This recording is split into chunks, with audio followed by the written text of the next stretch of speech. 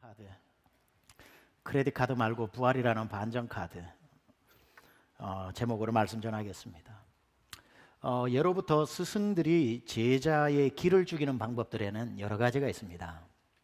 그런데 동서고금을 막론하고 스승이 제자의 길을 죽이는 가장 일반적인 방법 중에 하나는 말을 어렵게 한다는 겁니다. 교수님들도 말을 어렵게 합니다. 그렇게 해서 제자들의 길을 죽이죠. 이것을 불교의 용어에서는 선문답이라고 얘기합니다. 선문답의 정의를 찾아보니까 탈상식, 초논리의 대화법 이렇게 나옵니다. 그러니 탈상식과 초논리로 얘기를 하는 그것을 우리 같은 범인들이 어떻게 알아듣겠습니까? 그래서 유명한 도사일수록 제자가 한두 명밖에 없습니다. 못 알아들으니까. 그런데 우리 예수님은 일반적인 이런 스승의 개념을 완전히 스테레오타입을 깨버리시고 더 이상 쉬울래야 쉬울 수 없는 방법으로 제자들에게 말씀을 전하셨으니 난 놓고 기억자도 모르는 일자무식꾼이라도 예수님을 따르는데 그 말씀을 이해하는데 조금 더 어려움이 없었던 거지요. 예를 들면 이런 겁니다. 어느 날 제자들의 얼굴을 보니 수심이 가득해요. 스승의 가오를 잡고 어려운 몇 가지 한자를 써가지고 근심을 제거하는 게 아니라 예수님은 제자들의 근심하는 얼굴을 보고 이런 가르침을 주시는 거죠. 야, 너 왜 걱정이 얼굴에 있냐? 뭐가 걱정되냐? 저 하늘에 나는 새를 봐라. 보이지? 예. 저 새가 걱정하는 거 봤냐? 저 새는 걱정도 안 하고 창고에 모아들이지 않고 저 하늘이 전부 지건 것처럼 오늘도 저렇게 당당하게 날아다니면서 있는데도 저 새는 하나님이 먹여 살리는데 저 새와 비교해서 네가 몇십 배, 몇백 배 더 중요하지 않냐? 아니 저 새를 먹이시는 하나님이 너를 안 먹이시겠냐? 네 머리 위에 새가 나르는 한 네가 먹고 살 거는 걱정하지 마라. 새가 잘 안 보이느냐? H마트 파킹장에 가봐라. 억수로 많다. H마트 앞에 파킹장에 새가 사라지지 않는 한 네가 먹고 살 거는 걱정하지 마라. 저기 저 피어있는 저 들풀 꽃을 하나 봐라. 저 꽃이 누가 피었다고 알아주냐? 졌다고 누가 실망을 하냐? 오늘 피었다 내일 지는 들풀도 하나님이 다 보호해 주셔서 저기에 저렇게 길가에 피어 있는데 저 꽃 하나도 솔로몬이 자기가 지금까지 모은 재산 다 가지고 명품 옷 하나를 사가지고 입는들 저 꽃 하나만 하겠느냐? 길가에 들풀 피어 있다면 네가 입고 지낼 집을 걱정하지 마라. 아니 이런 식으로 예수님이 설교를 하시니까 염려가 오다가도 도망가지 않겠습니까? 얼마나 쉽게 설교를 하십니까? 예수님이 야야야 이리 와봐. 왜요 주님? 천국이 어떤 데인 줄 아니? 어떤 데인데요? 안 그래도 궁금했는데 천국은 말이야 머슴 삼돌이가 주인집 밭을 갈러 나갔어. 그런데요 그날 삼돌이의 입이 대빨 나왔지. 누구는 주인이라 가지고 땅 가지고 누구는 남의 땅 평생 갈아먹어도 먹을 입에 풀칠도 하기 힘들고 누구는 양반이고 누구는 머슴이냐. 입이 이만큼 나와가지고 쟁기질을 하는데 그날도 이욕저욕 하면서 하는데 갑자기 쟁기 털커덕하고 뭐가 걸리는 거야. 그랬어요? 그래가지고 또 에이 이놈은 돌짝밭이구나. 나는 재수도 없지. 옥토밭을 갈아도 지금 시원찮을 판에 이런 돌덩이냐. 그래가지고 돌 치우려고 이렇게 해보니까 웬걸 그게 돌이 아니라 보석함이네. 빼꼼 열어보니까 거기에 어마어마한 보석이 있네. 야 삼돌이가 이제 기분이 좋아가지고 주인한테 가가지고 자기 집에 있는 옷 팔고 논 팔고 냉장고 팔고 다 팔아가지고 100만 원을 만들어가지고 주인 나도 당신 집에 30년 동안 종살이 했으니까 땅 한 자락 있어도 되지 않겠소? 내가 오늘 100만 원 줄 테니까 저 천수답 저거 나한테 파시오. 주인이 들어보니까 그거는 거저 줘도 누가 안 할 땅인데 100만 원이나 준다 그러니까 이 삼돌이가 미쳤나 싶어가지고 그날 땅 문서와 바꿔버렸네. 삼돌이가 이 땅 문서를 가지고 그 밭으로 뛰어가는데 얼마나 기쁜지 땅 문서를 옆에 놓고는 이제 그 땅이 자기 땅이 되었으니까 그걸 파기 시작하는 거죠. 그 보석이 왜 그 밭에 묻어 있었냐면 예수님 당시에는 밭에서 종종 이런 일이 일어났거든요. 왜냐하면 300년 전에 400년 전에 자린고비 김영감이 자기 아들에도 돈 주기 싫고 외군이 오면 외군한테 뺏겨가니까 집에 아무도 돈을 안 갖다 놔요. 자기만 아는 장소에 어릴 적에 여러분이 딱지를 묻어 놓은 것처럼 자기만 아는데 밭에 이렇게 묻어 넣어가지고 나만 알고 있어야 나만 알고 있어야지 하던 그 김영감이 그날 심장마비로 죽어버렸네. 그러니까 그게 그 밭에 있는지는 아무도 몰라. 그래서 100년 지나고 200년 지나고 300년 지나다가 삼돌이같이 쟁기질하다가 덜커덕 걸리는 거예요. 그러니까 주인 없는 그 보석을 100만 원 주고 사가지고 캐내가지고 뚜껑을 열어보니까 그 보석이 얼마나 많은지 값어치로 환산해보니 1조더라는 거예요. 1조. 100만 원 주고 1조를 바꿨으니 얼마나 좋겠느냐. 예수님 말씀하시면서 100만 원 주고 1조 바꿔도 그렇게 좋은데 천국은 말이지, 네가 아무리 수고하고 네 전재산 다 바치고 네 있는 옷 다 바쳐가지고 천국을 사도 그 보상은 이루 말할 수가 없는 것이다. 예수님이 이렇게 천국을 설명하니까 누가 천국에 안 가고 싶겠냐는 거예요. 그러니까 예수님은 선문답을 하신 분이 아니라 다 일자 무식권도 알아듣는 얘기로 가르쳐 주시고 천국을 말씀하시고 근심을 퇴치시켜 주시고 이러니까 예수님 주위에는 배운 사람이나 못 배운 사람이나 뭐 누구라도 인산인해를 이루면서 따라다녔던 것은 당연한 일이 아니겠습니까? 그런데 그런 예수님이 아주 이례적으로 예외적으로 오늘 본문에 와서는 제자들이 도무지 알아들을 수 없는 말씀을 하시는 거예요. 제자들이 당황스럽죠. 정말 쉽게 말씀해 주시던 예수님이 오늘 아무리 이해를 하려고 해도 이해할 수 없는 말씀을 한 말씀 하시는데 그게 뭐냐면 16절입니다. 조금 있으면 너희가 나를 보지 못하겠고 또 조금 있으면 너희가 나를 보리라. 여러분, 이 말이 그렇게 어려운 말은 아니죠. 조금 있으면 나를 못 볼 테고 조금 있으면 나를 보리라. 한국 가는 사람도 그 말을 할 수 있어요. 그죠? 그러니까 아니 내가 어디 좀 갔다 올게 이 말입니다. 그러니까 이 말이 어려운 건 아니에요. 16절에. 근데 17절을 읽어보면 제자들이 그 말을 똑같이 리피트하면서 예수님이 하셨는데 16절에는 기록이 안 됐는데 17절에는 예수님이 하셨던 말이 기록된 걸 봐서 예수님이 16절에 말씀하실 때 이 말도 하셨어요. 복잡하죠? 17절 보면 이렇게 나옵니다. 제자 중에서 서로 말하되 우리에게 방금 말씀하신 바 조금 있으면 나를 보지 못하겠고 또 조금 있으면 나를 보리라 하시며, 여기 한 말씀 더 들어가 있죠. 또 내가 아버지께로 감이라 하신 것이 무슨 말씀이냐. 보세요. 조금 있으면 난 못 볼 거야, 조금 있으면 다시 볼 거야 라고만 한다면 어디 다녀오시나 보다 생각하면 되는데 갑자기 예수님이 그 중간에 내가 아버지께로 갔다 올게 이 말을 하거든요. 그런데 아버지께로 갔다 온다는 이 말이 예수님은 육신을 입고 사실 때에 자기의 육신의 아버지 요셉을 한 번도 언급하신 적이 없기 때문에 틀림없이 그 아버지는 아니라는 걸 제자들이 다 알았습니다.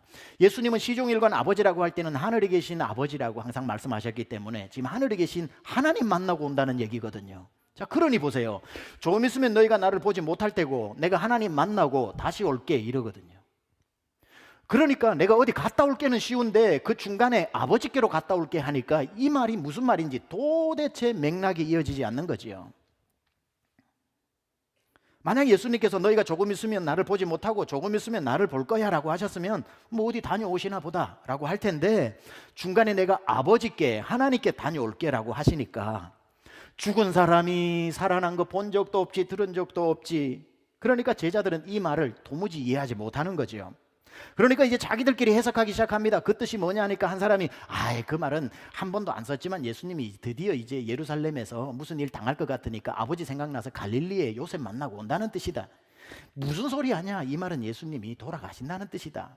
세 번째 사람이 그게 아니라 예수님 어디 저 아라비아에 여행 좀 다녀오신다는 거다. 막 자기들끼리 그걸 가지고 해석을 하니까 가만 보던 예수님이 이렇게 질문을 하시죠. 19절에 예수께서 그 묻고 자므라 하시고 이르시되 내 말이 조금 있으면 나를 보지 못하겠고 또 조금 있으면 나를 보리라 하므로 서로 문의하느냐? 자기들끼리 이게 무슨 뜻인지 해석하고 있느냐? 여러분, 저와 여러분에게는 예수님의 이 말씀이 하나도 어렵지 않습니다. 그러나 제자들에게는 너무 어렵습니다. 왠 줄 아세요? 여러분은 성경 66권을 다 읽으신 분이고 이분들은 성경을 손에 쥐지 않은 분들이기 때문에 도대체 그 말뜻이 뭔지를 모르는 거 아닙니까? 우리는 조금 있으면 나를 보지 못하리라, 십자가에 돌아가신다는 뜻 알아요. 아버지께로 감이라, 승천하신다는 거 알아요. 다시 오리라, 부활하시고 재림하신다는 것도 알아요. 너무 쉬워요. 근데 제자들은 몰라요. 마치 이런 것과 같죠. 1000개짜리 퍼즐이 있는데 가서 사왔습니다. 그 퍼즐을 다 맞추고 나면은 로버트 태권브이가 된다고 합시다. 그 1,000개짜리를 딱 가져왔을 때 이게 뭔지를 알기 위해서는 박스 위에 전체 완성도 그림이 항상 있죠. 그걸 보고 난 뒤에 뚜껑을 열어서 1,000개를 확 쏟아놓고 맞추는 거는 쉬워요. 큰 그림을 봤기 때문에. 그런데 만약에 그 그림이 뭔지 전혀 모르는 사람 앞에 1,000개를 확 쏟아놓고 맞춰봐 해서 맞춰서 1,000개를 맞춰가면서 이걸 로버트 태권브이니 하는 거는 너무 어렵다 이 말이에요. 따라서 저와 여러분은 1,000개의 퍼즐을 이미 본 것처럼 성경을 다 봤기 때문에 어렵지 않지만, 제자들은 그 퍼즐의 한 조각도 보지 못했기 때문에 도대체 예수님이 간다, 올라간다, 다시 온다 이 말이 뭔지를 모르고 있더라는 겁니다. 자, 제자들에게 제일 어려웠던 말 중에 간다는 말이 어려웠을까요? 온다는 말이 어려웠을까요? 아버지께로 간다는 말이 어려웠을까요? 자, 제자들에게 있어서 어쩌면 굉장히 쉬웠던 이 말이 가장 어렵게 들렸던 것은 조금 후에 너희가 다시 보리라는 겁니다. 왜 그러냐면은 이 당시에 너희가 조금 있으면 나를 보지 못하리라. 이건 뭐 여행을 갈 수도 있고 돌아가실 수도 있고, 그런데 예수님이 그 다음 하신 말씀이 내가 아버지께로 감이라라고 했던 것은 그 당시에 그들이 썼던 관용어구로서 하늘 아버지께 간다고 하는 것은 죽음에 대한 우회적인 표현이었습니다. 그러니까 내가 어디로 간다, 사실 그게 아버지께로 가는 거다. 다시 말해 내가 죽는다. 여기까지 하면 사람은 살다가 죽는 거니까 이해가 되는데, 이 사람들 제자들을 가장 헷갈리게 만들었던 것은 죽는데 다음에 뭐라고 얘기하냐면 다시 나를 보리라. 이 말을 이해 못하는 거죠. 아니 죽으면 죽는 거지 다시 나를 보리라, 이게 뭐야? 자, 제자들이 지금 뭐를 이해 못하고 있는 거죠? 부활이라고 하는 걸 이해 못하는 겁니다. 죽은 사람은 죽은 것으로 끝났는데 죽은 사람이 부활을 해? 아니 아버지께로 가면 그걸로 천국 가든지 지옥 가든지 끝나는 건데 다시 우리가 예수님을 봐? 부활이라고 하는 개념이 그들에게는 없으니까 이 말이 너무 어려운 말이었던 겁니다. 그런데 갑자기 자기의 사랑하는 스승이 죽고 아버지께로 가는 것으로 비극으로 끝날 줄 알았는데, 만약에 거기에 예수님이 다시 보는 부활이라고 하는 단어가 삽입되면 그들의 모든 상황이 반전이 되는 거죠. 사람이 죽었으면 끝이 나고 그 다음에 천국 가든지 지옥 가든지 하는 생각이 맞는데 거기에 부활이 삽입됨으로 완전한 상황이 반전이 이루어진다는 겁니다. 왜냐하면 죽었는데 슬픔인데 다시 부활하니까 슬픔이 뭘로 바뀌어요? 부활 때문에 기쁨으로 바뀌게 되는 거지요. 부활 하나의 단어가 들어가면 슬픔은 더 이상 슬픔이 아니라 기쁨으로 바뀌어지게 되는 것이고, 이 부활 하나 때문에 모든 내 삶에 슬펐던 일들이 기쁨으로 반전되는 것이고, 죽은 것 때문에 절망했던 것이 부활이라는 단어가 들어오고 나니까 갑자기 소망으로 바뀌게 되는 것이고, 이 부활 하나 때문에 모든 것이 업사이드 다운 되게 되기 때문에 부활이라고 하는 단어는 기독교의 가장 중요한 단어인 겁니다. 그래서 세상 천지 어느 종교에도 없는 터미널로지가 죽은 사람이 살아난다는 것이고, 기독교를 다른 종교와 차별시키는 가장 독특한 특징 중에 하나가 부활입니다. 이것을 예수님은 이렇게 부활이라고, 인생의 슬픈 날, 인생의 슬픔, 인생의 어려움, 인생의 절망 속에 부활이라는 단어가 들어갔을 때 그 사람의 슬픔과 절망이 어떻게 바뀌는지에 대해서 20절에 이렇게 말씀하시죠. 내가 진실로 진실로 너희에게 이르노니 너희는 곡하고 애통하겠으나, 예수님이 죽는 것 때문에 곡하고 애통하겠으나 예수님 죽는 것 때문에 세상에 기뻐할 사람도 있다. 그러나 너희는 근심하겠으나, 다 같이 읽어봅니다. 시작. 너희 근심이 도리어 기쁨이 되리라. 뭐 때문에? 부활 때문에. 이처럼 부활은 모든 인간의 상황을 반전시키는 역전의 드라마라는 거죠. 자, 20절을 보면 어떤 기뻐했던 사람은 부활을 맞이했을 때에 통곡하는 사람이 되고, 예수님 죽는 것 때문에 통곡했던 사람은 부활을 만나면서 도리어 기뻐하는 사람이 생긴다는 겁니다. 반전이 일어난다는 거죠. 부활 하나 때문에 기쁨은 슬픔되고 슬픔은 기쁨이 되는 건데, 어떤 기쁨이 슬픔되고 어떤 슬픔이 기쁨이 되느냐. 자, 보세요. 예수님이 십자가 위에서 골고다 언덕에서, 겟세마네 동산 십자가 골고다 언덕에서 높이 달리셨습니다. 그 겟세마네 언덕의 동쪽과 서쪽으로 나누어 기드론 골짜기에 동쪽 편에 서 있었던 사람은 예수가 죽는 것을 보고 환호성을 쳤지요. 그날만큼 기쁜 날이 없었을 겁니다. 그 동쪽에 있었던 사람들은 누구일까요? 성경 잘 가르치고 있는데 자기보다 성경 더 잘 가르치는 예수가 등장하는 바람에 자기 밥줄이 끊어질 것 같았던 바리새인들이 예수가 죽게 되니까 다시 성경 가지고 사람들 앞에 지도자 노릇 해먹을 사람들, 기뻐서 환호성을 쳤겠지요. 그 옆에는 또 누가 또 그 옆줄에 있었겠습니까? 대제사장과 제사장들, 영적 리더십 하나로 이스라엘 백성들을 좌지우지했는데 자기보다 더 영적으로 뛰어난 스피리추얼 리더 예수라는 사람이 등장해서 자기의 권위가 다 상실되어졌는데 저 예수가 죽으니 영적 리더십이 돌아오겠지요. 그들 옆에는 또 누가 있었겠습니까? 사두개인들이라고 해서 그 당시 로마 제국과 가장 결탁을 해서 귀족 계급으로 있었던 사두개인들도 자기들이 모든 권력을 쥐고 있는데 예수라고 하는 사람이 등장해서 자기를 따르던 모든 사람들이 예수를 따르니까 그 예수가 죽어버리니 자기에게 떠나갔던 사람이 돌아오니 환호성을 치면서 바리새인들과 사두개인들과 제사장들이 환호치면서 서로 하이파이브를 했겠지요. 기드론 동편으로는 환호성이 외쳐졌겠지만 그 반대편 서쪽에서는 곡소리가 나고 통곡소리가 났겠죠. 어떤 사람들이 통곡소리가 났겠습니까? 당연히 12제자겠죠. 예수님을 죽는 것을 허망하게 쳐다보고는 3년 동안 배 버리고 그물 버리고 집 버리고 가족 버리고 예수님만 따라다녔는데 허무하게 죽어버리니 앞으로 사형수 제자라는 꼬리표 때문에 취직 하나 못하고 연좌자에 걸려가지고 아무것도 못할 자기 인생 때문에 곡했겠지요. 치료를 하려고 이 의사 저 의사를 만나러 다녔는데도 고침을 받지 못했는데 예수께 가면은 낫는다고 해서 그 저는다리 질질 끌면서 와서 예수님 한번 안수해 주기를 원했는데 그 예수가 오늘 죽어버리니까 병든 사람들이 거기에서 절망하면서 곡소리를 냈겠지요.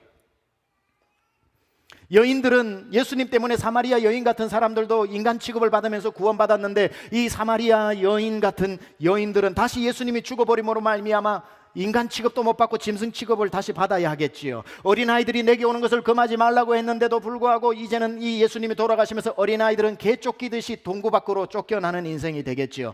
노예들은 다시 주인에게 폭정을 당하게 될 것이고 배고픈 사람들은 오병이어의 빵을 더 이상 먹지 못하니 배고픈 사람, 어린아이들, 힘없는 여인들, 병든 사람들, 제자들, 사람들은 이 기드론 서편에서 통곡 소리를 냈어요.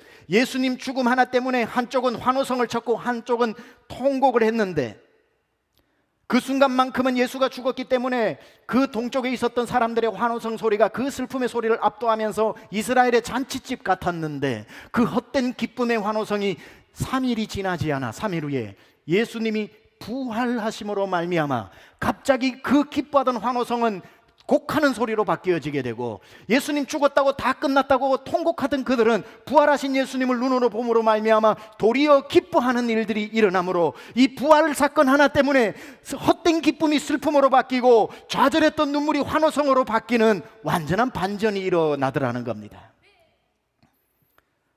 예수님이 부활하셨다는 소식이 3일 후에 부활했다는 소식이 삽시간에 마을 구석구석에 퍼지기 시작했고 그분을 봤다는 사람들이 홍수처럼 저작거리로 밀려나오기 시작했고 환호했던 사람들은 통곡하기 시작했고 애통했던 사람들은 기뻐하기 시작하면서 희비가 교차되는 그 순간에 자 여러분이라면 여러분은 예수님이 부활하셨다는 사실을 믿으십니까?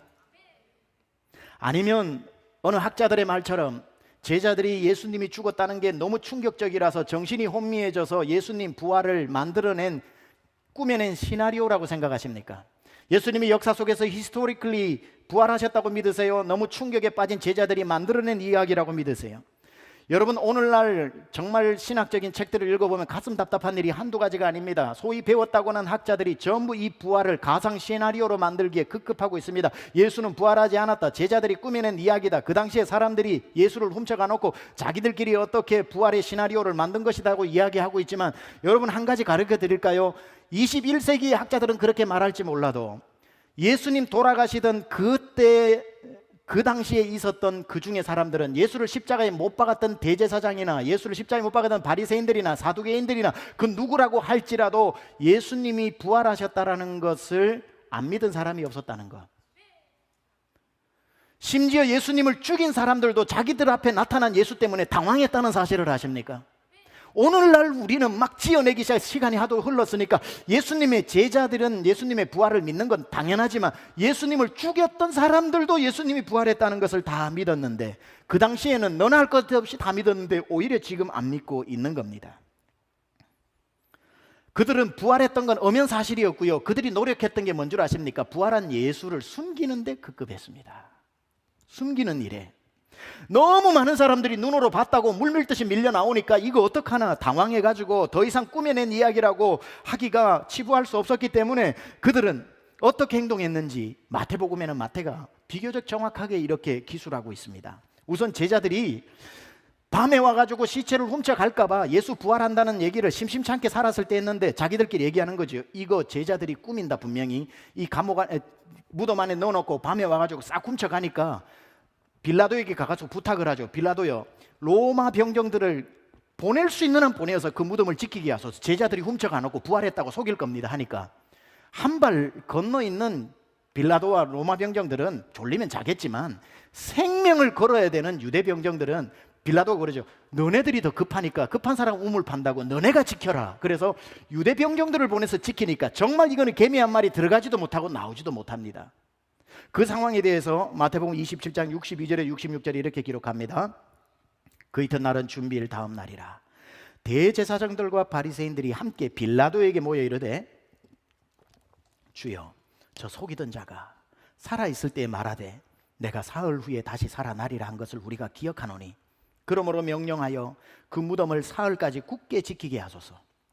그의 제자들이 와서 시체를 도둑질하여 가고 백성에게 말하되 그가 죽은 자 가운데서 살아났다 하면 후의 속임이 전보다 더 클까 하나이다 하니 빌라도가 이르되 너희에게 경비병이 있으니 가서 힘대로 굳게 지키라 하거늘 그들이 경비병과 함께 가서 돌을 임봉하고 무덤을 굳게 지키니라. 그러니까 절대로 훔쳐갈 수 없도록 자기들이 지켰는데 당황스러운 건 아침에 보니까 무덤이 비어 있었다는 거예요. 부활하지 않고는 이 상황을 설명할 수가 없다는 거예요. 누가 훔쳐갔다? 말도 안 되는 거거든요. 그러니까 경비병도 부활한 것을 믿어버려가지고 당황해가지고 지도자를 찾아가서 이렇게 얘기합니다. 마태복음 28장 11절에 15절 여자들이 갈 때에 경비병 중 몇이 성에 들어가 모든 된 일을 대제사장들에게 알리니 그들이 장로들과 함께 모여 의논하고 군인들에게 돈을 많이 주며 이르되 너희는 말하기를 그의 제자들이 밤에 와서 우리가 잘 때에 그를 도둑질하여 갔다 하라. 만일 이 말이 총독에게 들리면 우리가 권하여 너희로 근심하지 않게 해줄 테니까 군인들이 돈을 받고 가르친 대로 하였으니 이 말이 오늘날까지 유대인 가운데 두루 퍼지니라. 숨기면서 숨기려고 할수록 이 사람들이 왜 숨기려고 그래요? 부활했기 때문에 숨기려고 하는 거죠. 오히려 이들의 이런 음모가 부활하셨다는 확실성을 더 오히려 반증해주고 있는 거죠. 고무공을 물에 누르면 누를수록 리질리언스 때문에 더 튀어오르려고 하는 것처럼 부활을 감추면 감출수록 부활의 증거는 더 나타나는 거고 이 사람들이 임베르스드 되어가지고 자꾸 숨기려고 하는 꼴만 봐도 분명히 부활하셨구나라는 것을 우리는 자연스럽게 알 수 있는 거지요. 여러분 실제로 성경에서 예수님이 부활하셨다라고 하는 많은 자료들이 있는데 여러분 이거 아세요? 초대교회에 있었던 성경의 내용 말고 고대 사본들을 볼 것 같으면 예수님이 존재하셨다는 것과 예수님의 크루시픽션과 레저렉션 다 부활이라고 하는 사건을 거짓말이라고 기록되어 있는 자료보다 그것이 사실이라고 기록되어 있는 자료가 훨씬 많다는 거 아십니까? 역사적으로 우리는 이렇게 얘기합니다. 아이고 성경 내적 증거를 어떻게 믿습니까? 성경이야 다 그 얘기하죠. 예, 성경의 내적 증거를 떠나서 그 당시에 외적 증거, 위경, 외경 따질 것 없이 고대 문서에 볼 것 같으면은 예수님이 히스토리컬리 존재하셨고 크루시픽션 하셨고 레저렉션 부활하셨다는 사실의 기록들이 어마어마하게 외적 증거도 많습니다. 게리 하브마스에 의하면 예수님에 대한 고대 자료가 45개, 예수와 연관되어 있는 사건에 대한 기록이 129개, 그것도 비그리스도인들에 의해 기록된 명확한 자료는 17개, 그 중에서 12개는 예수의 생애에 대해서, 6개는 예수의 신성과 부활에 대해서 기록하고 있고, 요세푸스의 기록, 사라피온의 편지, 탈무드, 타키투스의 연대기, 수에토니우스의 기록, 폴리니 2세의 기록, 탈루스의 기록, 팔레곤의 기록 등 어마어마한 기록들이 쏟아져 나오는 거죠.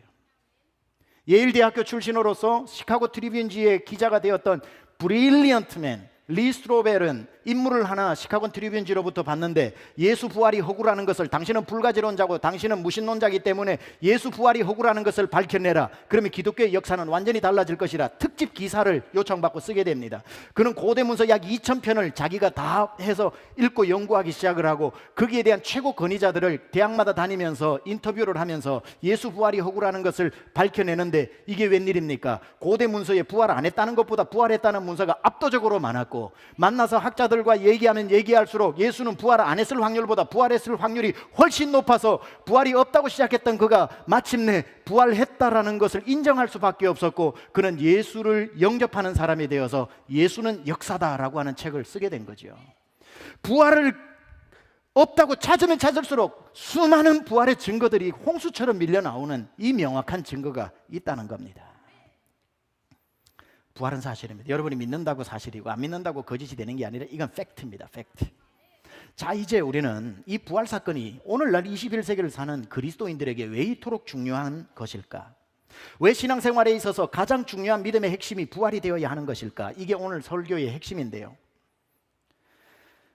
예수님이 부활하셨다라고 하는 것을 우리가 받아들이는 것이 왜 중요하냐면, 예수님이 돌아가시기 전에 많은 말씀을 하셨죠. 내가 너와 함께 할 것이다. 성령을 보낼 것이다. 나는 3일 만에 부활할 것이다. 나는 하나님이다. 내가 세상을 이겼으니 근심하지 말고 놀라지 마라. 담대하라. 예수님이 주옥 같은 수많은 약속들을 하셨는데 그 중에 내가 부활할 것이라고 예수님이 여러 번 예언하셨죠. 자, 그러고 난 뒤 예수님이 십자가에 달려 돌아가시고 3일 만에 부활을 안 했다고 해봅시다. 부활이 거짓말이고 안 했다고 해봅시다. 그러면 예수님이 거짓말하신 게 되죠.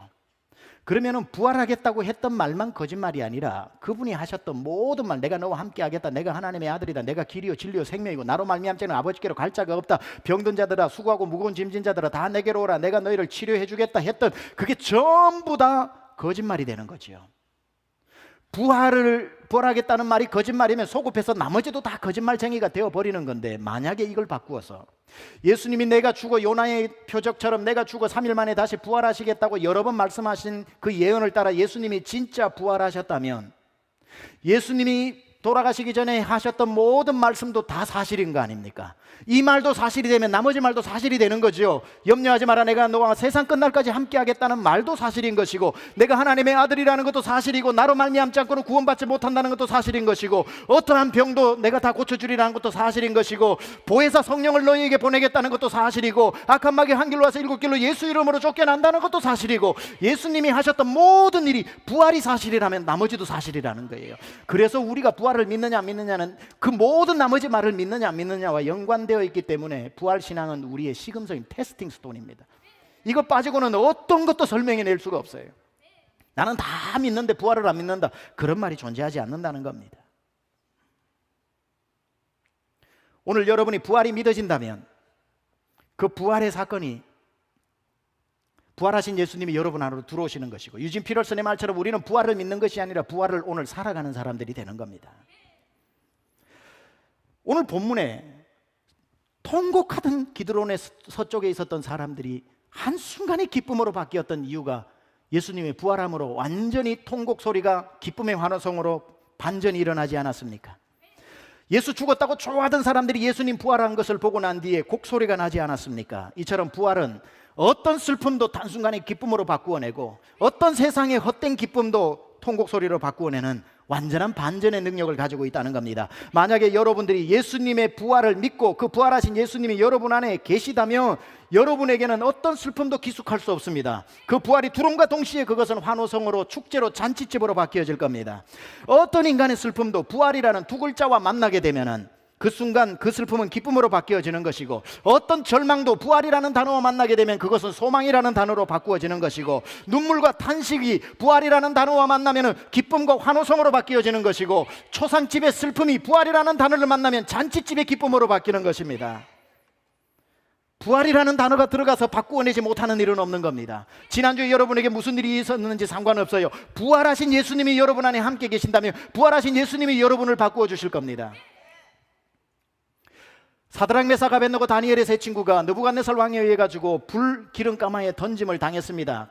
그 옆에 서 있기만 해도 다 타버리는데 불구덩이 속으로 던져졌는데 털끝 하나 상하지 않고 옷 하나 그을리지 않았습니다. 위에서 쳐다보니까 모든 사람이 보는 눈앞에서 분명히 3명을 던졌는데 4명이 있는데, 다니엘서는 표현하기를 인자 같은 네가 예수님이 당신 자신을 가르쳐서 하신 말씀이고, 구약에 문득 나타나셨던 예수님의 흔적을 말하는 거죠. 그 3명이 있는데 3명을 던졌는데 왜 4명이냐? 살아있는 인자 같은 예수 그리스도가 그들 가운데서 운행하면서 불꽃이 사르지도 못하게, 불에 그을리지도 못하게 살아계신 주님이 그들을 지켜주신 것처럼, 여러분이 오늘 예수님을 내 안에 영접한다고 할 때에 내 안에 구세주로 오십시오, 내 안에 주인으로 오십시오 해도 여러분이 모셔드린 그 예수님은 무덤 안에 돌아가게 살아계신 예수님을 모신 게 아니란 말이에요. 부활하신 예수님이 들어오시기 때문에 여러분이 문제가 허파에 있고 문제가 간에 있고 문제가 여기에 곳곳에 기숙해서 숨어 있어도 사드락 메삭 아벳느고 사이를 운행하면서 그들을 지켜주신 것처럼 내 안에 들어오신 예수님이 무덤에 죽어 계신 예수님이 아니라 부활하셔서 살아계신 예수님이 내 문제 가운데로 운행하여 다니시면서 그 문제를 다 해결해 주신다는 거예요. 이게 부활하신 예수님이 내 안에 오신 겁니다. 내 안에 구세주로, 내 안에 주인으로 죽은 예수님을 모셔드리는 것이 아니라 살아계신 예수님이기 때문에 내 문제를 라이브로, 실시간으로 이 문제 가운데 운행하면서 해결해 주신다는 거예요. 이래서 부활의 믿음을 가지고 사는 것이 중요한 겁니다. 예수를 믿어도 어떤 사람 죽은 예수님만 믿는 사람이 있고 어떤 사람은 부활한 예수님을 현재형 라이브로 믿는 사람들이 있더라는 겁니다. 여러분 지갑 안에 부활이라고 하는 이 반전 카드를 사용하십시오. 어떤 문제를 만나도 지갑 꺼내서 부활 카드 내면은 다 통하는 그 부활의 반전의 카드를 숨겨두지 마십시오. 여러분 지갑에 있는 크레딧 카드 한 장 없어도, 크레딧 카드가 있어도, 아니 그게 뭐 엄청나게 좋은 5만 불짜리 10만 불짜리 리밋을, 크레딧 한도를 가진 그런 카드가 없어도 야, 내 인생은 어떻게 크레딧 카드 한 장도 없는 인생이냐, 그렇게 생각하지 마세요. 그 카드는 설령 없어도 예수 부활 카드만 있으면 됩니다. 내미는 쪽쪽 통합니다. 여러분 한도가 높은 크레딧 카드 가지고 좋은 옷 한 벌 사겠지만 그 카드 설령 없어도 부활 카드 들이밀면 세마포 옷을 입고 사는 거 아닙니까? 여러분 그 크레딧 카드 가지고 에비앙 물 수백 박스는 사가지고 고급 물 마실 수 있을지는 모르겠지만 그 카드 설령 없어서 수돗물 먹더라도 여러분 부활의 반전 카드 딱 내밀면 영생하는 목마르지 않는 물 먹는 거 아닙니까? 크레딧 카드 내밀어서 조금 더 좋은 의사를 만나서 수명을 5년 10년 늘릴 수 있겠지만 설령 그런 카드가 없어가지고 내 생명이 더 살 수 있는데 몇 년 덜 산다고 할지라도 부활의 카드 내밀면 영생하는 생명을 누리는 것 아닙니까? 우리는 무슨 카드가 있어서 기뻐하고 무슨 카드가 없어서 슬퍼해야 되는가? 크레딧 카드가 있어서 기쁜 것이 아니라 여러분에게는 내밀면 통하는 부활의 카드가 있으므로 기뻐하시기 바랍니다. 아무리 살다가 절망하는 일을 만나도 절망하지 마십시오. 예수님 살아서 여러분 안에 살아계시고 그 부활하신 예수님 카드만 내밀면 오늘 당장 그 애통함이 기쁨으로 바뀌는 것이고 절망이 소망으로 바뀌는 것입니다. 어떤 사람 속에도 그 카드가 통하지 않는 곳이 없습니다. 여러분이 여행을 하든지 어디든 가든지 식당을 가든지 여러분이 뭐 백화점을 가시든지 뭘 하든지 간에 그 문 열기 전에 거기에 붙어있는 스티커가 있습니다. 뭐지요? 각종 크레딧 카드입니다. We accept Visa, Master, Amex, Discover 이렇게 다 써놨습니다.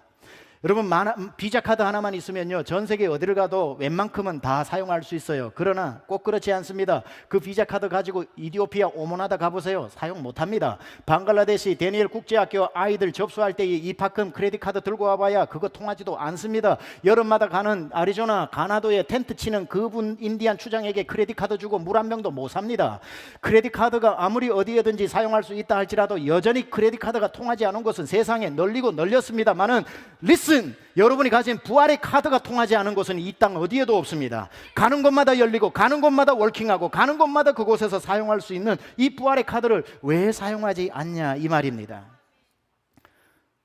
크레딧 카드로 할 수 있는 일이 있고 크레딧 카드로 할 수 없는 일들이 있습니다. 그러나 부활의 카드는 안 되는 일이 없더라는 겁니다.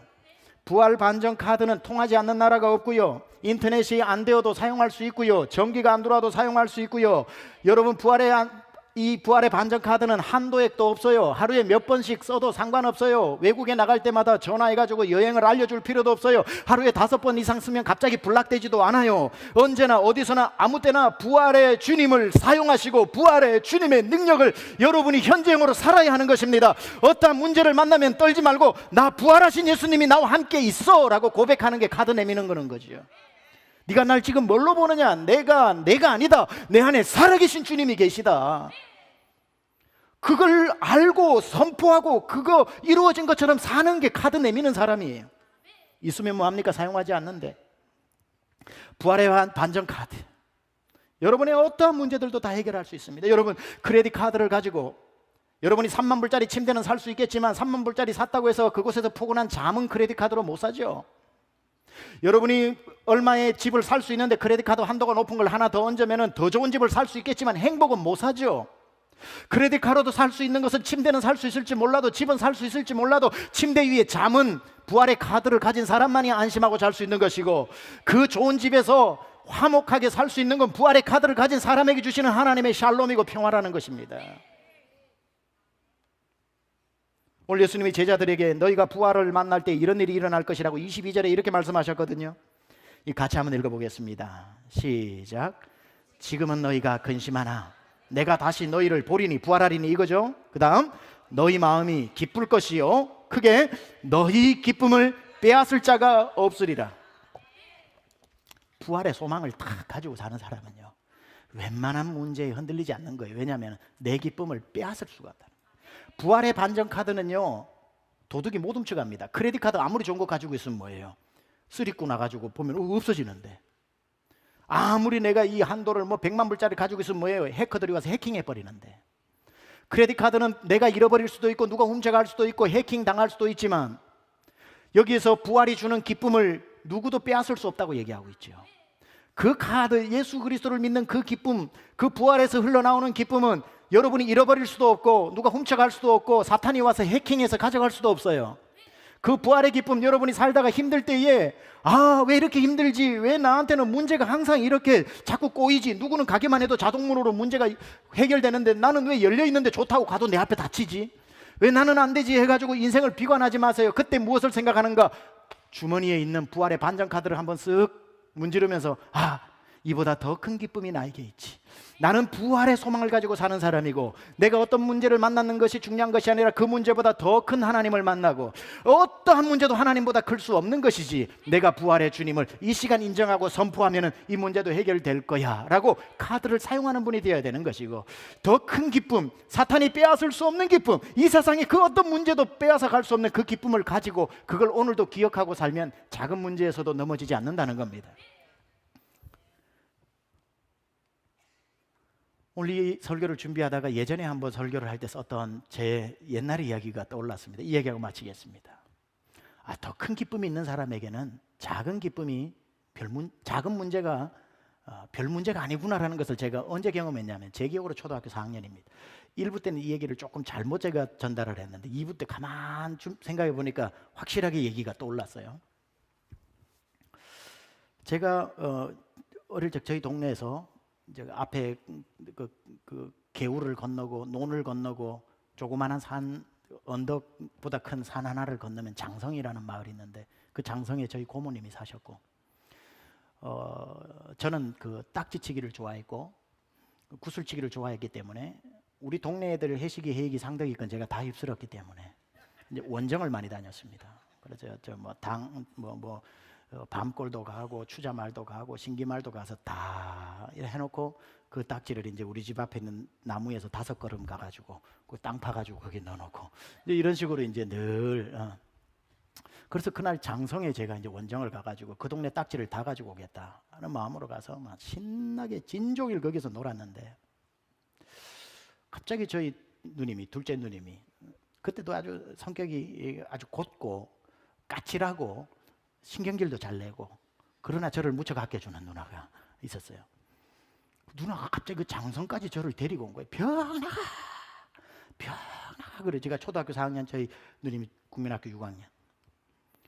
그래서 한참 집중을 해서 제가 지금 하고 있는데 병나가 고모집 앞으로 온 거예요. 그래서 내가 와, 집에 빨리 가자. 내 딱지치게 된다, 안 간다. 그러니까 잔소리하지 말고 빨리 오너라. 그러니까 와, 그러니까 우리 집에 오늘 테레비 들어왔다 그러는 거예요.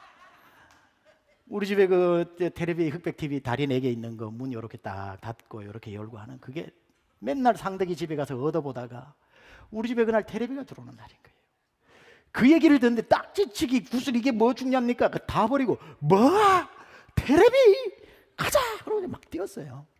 발걸음이 느린 저희 누나는 저 뒤에 따라오고 저는 막 가는데, 이게 논을 오르막길로 해가지고 우리 동네 가려면은 논을 몇 개를 이렇게 지나서 가야 되는데, 그때는 모니 얘기를 하면서 물이 많다 보니까 이 물이 가끔씩 흘러가지고 논두렁이 굉장히 미끄러워요. 진흙으로 돼가지고 저는 이렇게 막 텔레비 때문에 집에 빨리 가서 보려고 막 하는데 저희 누님이 막 뒤에 쫓아오면서 같이 가자 빨리 오느라 뭐하노 빨리 같이 가자 하다가 그 까칠한 누님이 팍 미끄러져 가지고 그 논두렁 그 축축한 거기 얼굴이 팍 박혀버린 거예요. 그냥 그대로 박혀버린 거. 악 하고 근데 뭔가 이래 보니까 얼굴이 거기 진흙탕 속에 확 들어가 있는 거예요.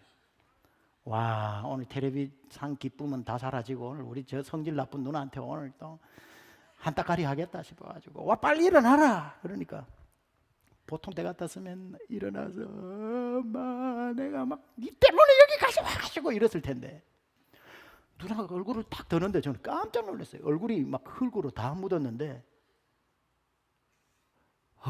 웃는데 입안에 흙이 이만큼 들어가 있는 거예요. 그랬으면요 난리가 나야 돼요. 근데 텔레비 때문에 그 까칠한 최명옥 씨가 너터니만 이걸 빼내는 거예요. 뭐하노 하자 이러는 거예요. 뭐하노 하자 이러면서 코에 들어가 뭐하노 하자 하면서 그 한박 웃음을 지금도 잊을 수가 없어요. 텔레비 하나 때문에 갑자기 울고 싶다가 일어나가지고 텔레비 생각하니까 갑자기 확 웃음이 나가지고 뭐하노 하자 이래. 야, 절대적인 기쁨을 만나니까 논두렁에 자빠져도 기쁨이 잃어버리지 않더라는 거예요. 이걸 우리의 삶에 한번 대입해 봤습니다. 부활이라고 하는 오늘 주님이 그 기쁨을 절대 뺏을 자가 없다고 했던 부활의 절대적 기쁨을 가진 사람은 인생 살다가 인생의 논두렁에 깨구락지처럼 자빠지는 한이 있어도 내 인생 왜 이러냐 하고 한번 입이 나올 만도 하는데 갑자기 뺏기지 않는 부활을 생각하면 주님 뭐 하십니까? 갑시다. 내 입에서 당장에 그 기쁨이 샘솟아 올라오는 그 부활의 기쁨. 부활을 아는 자가 아니라 부활을 사는 자. 어떤 일을 만나도 내 안에 사드락 메삭 아벳느고의 사이를 다니면서 불꽃 가운데 지켜주신 살아계신 부활하신 예수님이 나와 함께 하시니 내가 어떤 일을 만나도 부활하신 주님이 내 문제를 해결해 주실 것이다. 이 절대적 기쁨 속에서 충만한 은혜 누리시기를 우리 주 예수 그리스도 이름으로 축원합니다. 우리 자 말씀 가지고 한번 기도합시다. 여러분이 믿는 예수님은 무덤 속에 계신 예수님 아니잖아요. 부활하셨잖아요. 그 예수님을 여러분이 입으로 고백하고 내 안에 주인으로 들어오십시오 하고 초청했잖아요. 이제 주님이 여러분 안에 들어오셔서 죽으시거나 무덤에 있는 모습이나 잠자고 있는 모습이 아니라 사드락 메삭 아벳느고의 그 사이를 오가면서 불꽃도 사르지 못하고 옷 하나 걸리지 않도록 여러분의 문제 사이를 걸어 다니시면서 오늘도 살아계신 부활하신 예수님 아닙니까? 그 부활의 예수님이 나와 함께 하신다는 것을 우리가 기억하면 그 기쁨을 어디에 빼앗길 수가 있겠습니까? 힘드십니까? 예수님이 살아서 나와 함께 하신다는 빼앗기지 않는 기쁨을 오히려 묵상하십시오. 세상의 슬픔은 기쁨으로 바뀌어도 또 다른 문제를 만나면 또 슬퍼지지만 영원한 부활의 기쁨을 소유하고 사는 사람은 문제가 문제로 보이지 않습니다. 살다가 논두렁 같은 데에 보기 좋게 넘어질 때가 있어도 우리는 부활의 소망을 기억하면 입안에 코를 막고 내 숨통을 틀어지는 인생의 문제도 다시 긁어내면서 주님이 나와 함께 하시지요. 제가 달리겠습니다는 힘을 또 얻게 될 줄로 믿습니다. 오늘 이 시간 기도할 때에 하나님이 약한 나에게도 부활의 소망이 있기 원합니다. 하나님 부활의 주님을 다시 의지합니다. 붙잡고 나갑니다. 부활의 주님 내 삶 속에서 역사하여 달라고 이 시간 기도하겠습니다. 하나님 아버지 오늘 부활하신 주님을 다시 한번 기억합니다. 죽어 계신 주님이 아니라 무덤 속에 계신 주님이 아니라 잠자고 계신 주님이 아니라 살아계신 주님이 오늘도 내 삶 가운데에서 약한 나를 강하게 하시고 가난한 날 부하게 하시고 눈먼 나를 보게 하시고 저는 나를 자를 뜨게 하시고 절망 가운데 나를 소망 가운데 이끄시고 외통하는 자에게 기쁨을 주시고 하나님 아버지 오늘도 부활하신 주님 우리 가운데 역사하시는 줄로 믿습니다. 하나님 아버지 빼앗기지 않는 기쁨 부활의 반전카드를 사용하게 하여 주옵소서. 크레딧 카드가 아니라 부활의 반전카드 하나님 내밀면 주님이 일하시는 그 카드 내밀기만 하면 주님이 일해주시는 그 카드 주여 하나님 아버지 제가 소유하고 살기 원합니다. 우리 2부에 나온 모든 성도들이 부활의 역사를 가지고 살기를 원합니다. 하나님 역사하여 주시옵소서. 호산나 죽임 당한 어린 양 호산나 호산나 예수 다시 산 내가 건너야 할까 내가 건너야 할까 거기서 내 죄 씻겼네 이제 주의 사랑이 나를 향해 깊은 강에서 주가 나를 일으키셨도다 구원의 노래 부르리 예수 자유 우리 함께 일어나 찬양합니다. 호산나 호산나 호산나 죽임 당한 어린 양 호산나 호산나 우리 마지막으로 한번 약한 나로 강하게 약한 나로 강하게 가난한 날 부하게 눈먼 날 볼 수 있게 주 내게 호산나 호산나 호산나 호산나 주님 당한 어린 양 호산나 호산나 예수다 우리 마지막으로 호산나 호산나 호산나 호산나 주님 당한 어린 양 호산나 호산나 예수 다시 예수 다시 사셨네 예수 다시 사시 예수 다시 사시 우리 부활하신 주님 앞에 박수를 영 올리겠습니다. 할렐루야 할렐루야 할렐루야. 하나님 부활하신 주님이 제 속에 계심을 믿습니다.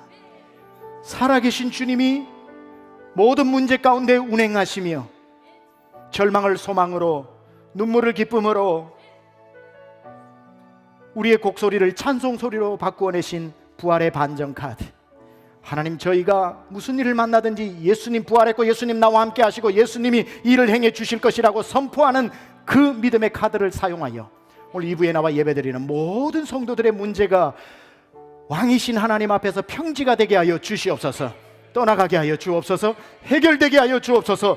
두려워 말라 놀라지 말라 말씀하신 그 주님의 말씀이 사실인 줄로 믿습니다. 부활하신 주님이 모든 일들을 하나님께 통치하시고 다스리시고 능력으로 이루어 주시옵소서. 이제는 우리 주 예수 그리스도의 은혜와 하나님 아버지의 놀라우신 사랑하심과 성령님의 감화감동 내주교통 역사하심이 부활하신 주님을 따라 부활의 소망을 가지고 부활을 살기로 결단하고 다짐하고 은혜 받고 돌아가는 사랑하는 심령들 머리머리 위에 지금부터 영원토록 함께 하옵시기를 간절히 축원하옵나이다. 아멘.